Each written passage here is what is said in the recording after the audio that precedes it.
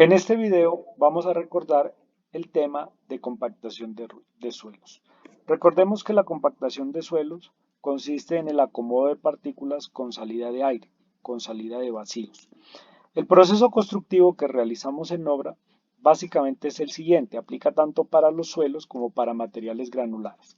Primero, la extensión del material, posteriormente la adición de agua y seguidamente la etapa de compactación. Durante este proceso surgen dos preguntas fundamentales. ¿Cuánta cantidad de agua debemos adicionar y hasta qué punto debemos compactar? ¿Hasta qué densidad o peso unitario debemos compactar nuestro material? Para esto es necesario previamente realizar en el laboratorio un ensayo que consiste en determinar la relación humedad-peso unitario en suelos o en materiales granulares, empleando la energía normal de compactación o empleando la energía modificada de compactación. Para esto tenemos la especificación 141 y 142 del Instituto Nacional de Vías. En este ensayo, pues básicamente buscamos determinar la cantidad de agua. Es un ensayo por tanteos donde vamos incrementando la cantidad de agua para generar mayor lubrificación y para conseguir el mejor acomodo de partículas. Para entender este fenómeno, tenemos aquí tres muestras. Cada muestra tiene un mismo volumen, digamos que los volúmenes aquí son los mismos. La primera muestra tenemos las tres fases, la sólida, agua y aire, compactamos el material, pero requerimos llegar a un mayor acomodo de partículas. Para esto adicionamos en una segunda muestra del mismo material mayor cantidad de agua, de esta manera tenemos una reducción de aire y compactamos el material. Pero ¿qué pasa cuando nosotros incrementamos de manera significativa el agua? Cuando saturamos el material, ¿sí? Hasta, pues básicamente desplazar el material sólido. En este caso, pues tenemos que el aire sale y pues básicamente todos los vacíos están totalmente llenos con agua. Si nosotros aquí analizamos el peso unitario o también la densidad, vamos a tener peso 1 sobre el volumen y lo mismo para la muestra 2 y para la muestra 3. Si el volumen es el mismo, ¿sí? Nos podemos dar cuenta que entre la muestra 1 y la muestra 2 vamos a tener un mayor peso unitario en la muestra 2, dado que tenemos menor volumen de aire. En el caso entre la muestra 2 y la muestra 3, nos podemos dar cuenta que tenemos un volumen significativo de agua y por lo tanto el agua tiene una menor densidad, un menor peso en referencia a las partículas sólidas. Consecuentemente, este peso va a ser menor en referencia a la muestra 3. Esto es lo que nosotros realizamos en el laboratorio y lo expresamos en relación al peso seco, que es básicamente el peso específico, el peso unitario húmedo dividido entre 1 más la humedad. Esta es la manera o es la fórmula para poder pasar del peso unitario húmedo a peso unitario seco. En el laboratorio realizamos el ensayo de la siguiente manera con el objetivo de obtener la curva de compactación. Tenemos una muestra de material compuesta por aire, agua y partículas sólidas y la compactamos en un molde. Este molde tiene una base, tiene el molde propiamente dicho y también tenemos aquí un collar. El número de capas y el número de golpes lo vamos a ver a continuación. Compactamos las muestras, depende mucho de la energía. Compactamos la muestra. Al finalizar la compactación, enrasamos el material, retiramos el collar y podemos determinar aquí justamente la densidad o el peso unitario de este suelo, definido pues básicamente por la masa del material que se encuentra en este volumen. Aquí podemos ver un pequeño video de cómo se realiza el proceso de compactación en el laboratorio.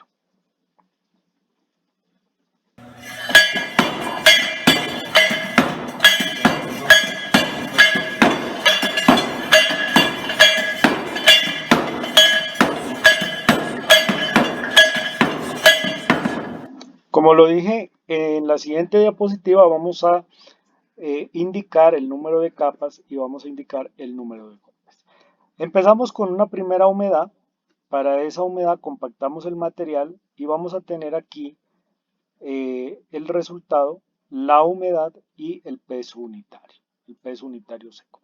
¿Qué pasa si adicionamos una mayor cantidad de agua? Vamos a incrementar aquí la humedad, vamos a generar mayor lubrificación entre las partículas y consecuentemente vamos a aumentar el peso unitario.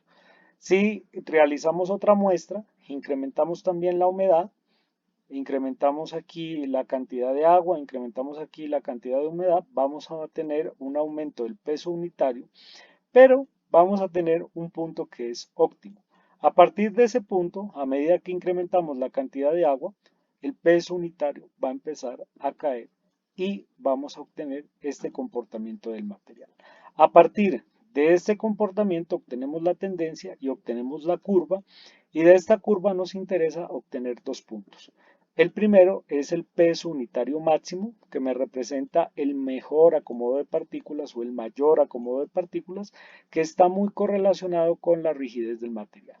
Y también podemos ver que para llegar a este punto necesitamos una determinada cantidad de humedad o de agua, que lo definimos como la humedad óptima. Estos dos puntos básicamente son puntos cruciales que se evalúan en campo justamente para determinar la cantidad de agua que requiero y hasta cuándo debo compactar el material. Para la energía tenemos dos tipos de energía. Energía desde el punto de vista de física, desde el punto de vista de trabajo. Tenemos la energía normal y tenemos la energía modificada. En el caso de pavimentos, la energía modificada la aplicamos para materiales granulares, bases, subbases y también para materiales de subrasante. Pero cuando tenemos potencial de expansión, podemos aplicar la energía normal. La energía normal consiste en aplicar tres capas con un martillo que tiene un peso de 24.5 newtons y la altura de caída del martillo corresponde a 30 centímetros aproximadamente. En el caso de la energía modificada, tenemos una mayor energía en referencia a la energía normal. El número de capas es 5, el peso del martillo es 48.48 newtons y la altura de caída del martillo es mayor. En este caso tenemos aproximadamente 45 centímetros. El Instituto Nacional de Vías tiene tres métodos, el método A, el método B y el método C. El método A es aplicable a material que pasa por el tamiz número 4. El método B también es aplicable a material que pase por el tamiz número 3 octavos y el método C a material granular que pasa por el tamiz número 3 cuartos. Para el método A y el método B empleamos un molde pequeño que tiene un diámetro de 4 pulgadas, aproximadamente 10 centímetros, y compactamos cada capa con 25 golpes. En el caso del método C, utilizamos el molde grande de 6 pulgadas de diámetro, es decir, aproximadamente 15 centímetros, y cada capa se compacta con 56 golpes. A través de esta expresión podemos establecer que la energía es directamente proporcional al número de golpes, es directamente proporcional al número de capas, es directamente proporcional al peso del martillo y es directamente proporcional a la altura de caída del martillo. Es decir, que si yo incremento cada una de estas variables, pues estoy incrementando la energía de compactación y es inversamente proporcional al volumen. Vamos a realizar aquí un pequeño ejercicio para determinar la energía de compactación de suelos. El ejercicio básicamente dice lo siguiente: determinar la energía de compactación normal y modificada de un suelo compacto en un molde cilíndrico de 10 centímetros y 12 centímetros de diámetro y altura respectivamente. La solución para el caso de la energía normal y también para la energía modificada, aquí tenemos la fórmula. Recordemos que este n corresponde al número de capas, el n mayúscula al número de golpes, W al peso del martillo, H a la altura de caída del martillo y B al volumen. En este caso, para la energía normal tenemos tres capas, peso de martillo de 24.5 newtons y la altura de caída aproximadamente de 30 centímetros. Si recordamos aquí las recomendaciones del INVIAS, pues tenemos que para los materiales finos, en este caso para el molde pequeño, de 10 centímetros de diámetro, tenemos 25 golpes por capa, es decir, este valor de n corresponde a 25. El volumen lo podemos obtener como el área del cilindro por la altura. Aquí nos dan el diámetro, es decir, el radio son 5 centímetros, lo pasamos a metros, y la altura son 12 centímetros, obteniendo aquí un volumen de 0.00094 metros cúbicos. La energía de compactación entonces quedaría definido por el número de capas, que serían 3, el número de golpes por capa 25, el peso del martillo 24.5, lo pasamos a kilonewtons, la altura de caída 0.305 y el volumen que previamente lo calculamos, obteniendo una energía de 596 kilonewton por metro sobre metro cúbico. Si nos vamos a la especificación 142, establece que la energía para un suelo empleando la compactación normal es de aproximadamente 600 kilonewton por metro sobre metro cúbico. Ya nos queda la tarea de realizar el ejercicio para la energía de compactación modificada.